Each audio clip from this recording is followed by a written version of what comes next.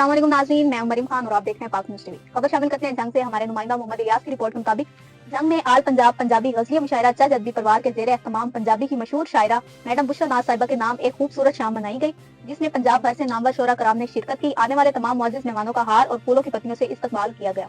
महफिल की सदारत पंजाबी के माया नाज शायर मोहतरम मुस्तफ़ा अनवर साहब ने की। मेहमान खसूसी शायरा मोहतरमा नरगिस नूर साहिबा लाहौर, मोहतरमा शबी मजर रांझा साहिबा गुजरात, मोहतरम अली अहमद गुजराती साहब, तमाम शोरा कराम ने अपने अपने खूबसूरत कलाम पेश किए और पंजाबी अदब का नाम बुलंद किया।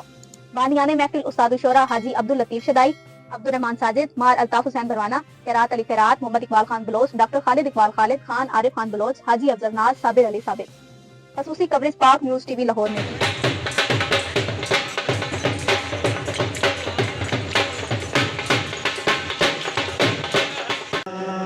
शबी मजर रांझा साहबा तशरीफ ले आ चुके हैं। ताड़ी में इस्तकबाल कर सो मोहतरमा शबी मजर रांझा साहबा, उन्होंने हमरा मोहतरमा नरगिस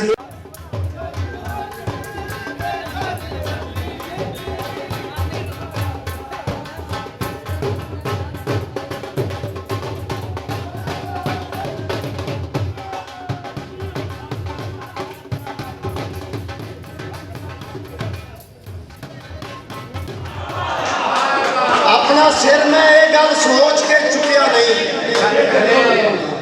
अजे ते अगला लहू गांगा तो सुखिया नहीं।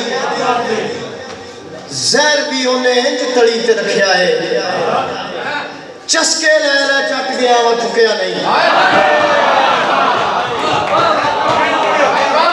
जहर भी उन्हें इंज तली ते रखिया है, जहर भी उन्हें इंज तली ते रखिया है, चस्के ले ले चट गया वा चुकिया नहीं। कोट कचहरी खा गए सतवीं पीढ़ी भी, कोट कचहरी खा गए सतवीं पीढ़ी भी, पीढ़ी जिन्नी था ना झगड़ा मुकिया नहीं।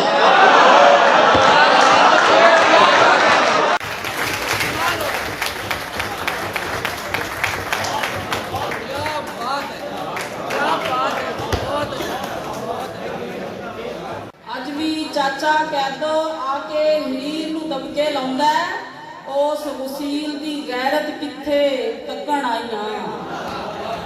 और तांग दिले विच होर दी होवे खेड़ियां दे नाल बस नहीं हुंदा, तांग दिले विच होर दी होवे खेड़ियां दे नाल बस नहीं हुंदा। बिरहो गीत उलावे वंजली इसे तान ते रोवन आईयां। ऐसा टुरिया तख्त हजारियों मुड़ वापस नहीं बलिया, खड़ीच गया है जंग च रांझा लभण।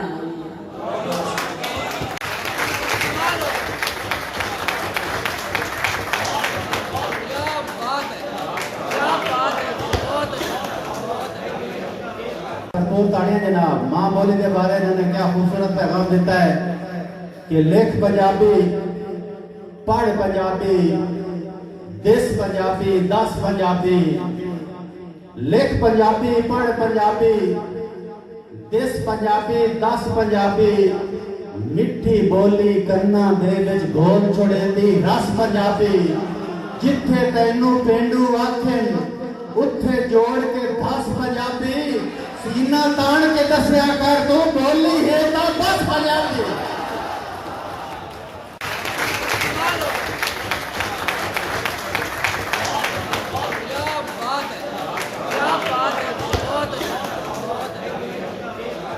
आउंदी नहीं सी हाथ में तेरे सुन दरिया दिया पानियां।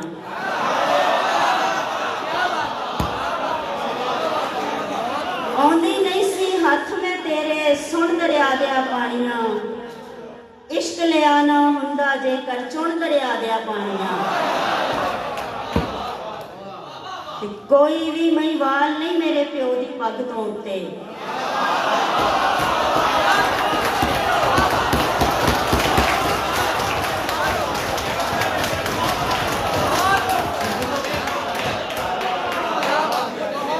कोई भी मई वाल नहीं मेरे प्यो दी पग तो उत्ते।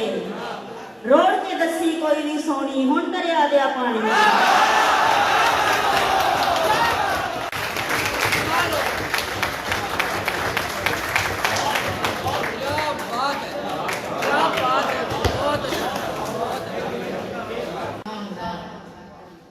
ਜੇ ਉਹ ਮੇਥੋਂ ਸੰਗਦਾ ਏ ਛੱਲੇ ਕਾਹਨੂੰ ਮੰਗਦਾ ਏ ਜੇ ਉਹ ਮੇਥੋਂ ਸੰਗਦਾ ਏ ਛੱਲੇ ਕਾਹਨੂੰ ਮੰਗਦਾ ਏ ਰੰਗਪੁਰੀਆਂ ਨੂੰ ਖਬਰ ਦਿਓ ਤਖਤ ਹਜ਼ਾਰਾ ਚੰਗਦਾ ਏ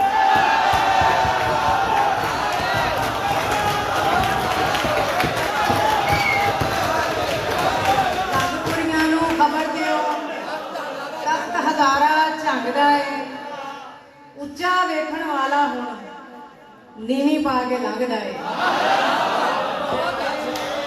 ਉੱਚਾ ਵੇਖਣ ਵਾਲਾ ਹੁਣ ਨੀਵੀਂ ਪਾ ਕੇ ਲੰਘਦਾ ਏ ਤੇ ਹੁਣ ਹਰਿਆਲੀ ਫੁੱਟੇਗੀ ਹੁਣ ਹਰਿਆਲੀ ਫੁੱਟੇਗੀ ਬੱਦਲ ਸਾਵੇ ਰੰਗ ਦਾ ਏ ਅਗਲੀ ਗਜ਼ਲ ਜੀ ਕੇ ਵਿਹੜੇ ਦੇ ਵਿੱਚ ਇੱਕ ਦਿਨ ਆਇਆ ਸੰਗਦਾ ਇਸ਼ਕ ਵਿਹੜੇ ਦੇ ਵਿੱਚ ਇੱਕ ਦਿਨ ਆਇਆ ਸੰਗਦਾ ਇਸ਼ਕ ਮੈਂ ਪੁੱਛਿਆ ਤੇ ਆਖਣ ਲੱਗਾ ਮੈਂ ਝੰਗਦਾ ਇਸ਼ਕ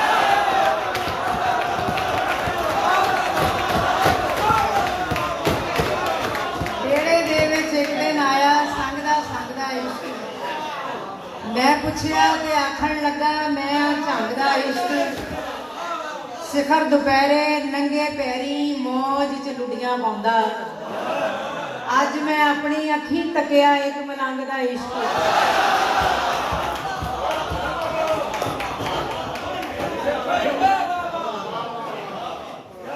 ਅੱਖਾਂ ਵਿੱਚ ਲਸ਼ਕਾਰੇ ਮਾਰੇ ਮੁੜ ਉਹਨੂੰ ਤੱਕਾਂ ਕਾਲੇ ਰੰਗ ਦੇ ਬੋਰਡ ਤੇ ਲਿਖਿਆ ਚਿੱਟੇ ਰੰਗ ਦਾ ਇਸ਼ਕ ਹੋ ਸਕਦਾ ਇਹ ਨਿਭ ਜਾਵੇ ਪਰ ਡਰ ਲੱਗਦਾ ਏ ਸੁਣ ਕੇ ਹੋ ਸਕਦਾ ਏ ਨਿਭ ਜਾਵੇ ਪਰ ਡਰ ਲੱਗਦਾ ਏ ਸੁਣ ਕੇ ਪੱਥਰਾਂ ਨਾਲ ਤੇ ਨਿਭ ਨਹੀਂ ਸਕਦਾ ਕੱਚੀ ਵੰਗ ਦਾ ਇਸ਼ਕ ਤੇ ਇਸ਼ਕ ਦਾ ਰੌਲਾ ਪਾਉਣਾ ਚੰਗੀ ਗੱਲ ਨਹੀਂ ਮੁੜ ਜਾ ਇਹ ਵੀ ਚੇਤੇ ਰੱਖੀ ਬੁਸ਼ਰਾ ਸੂਲੀ ਟੰਗ ਦਾ ਇਸ਼ਕ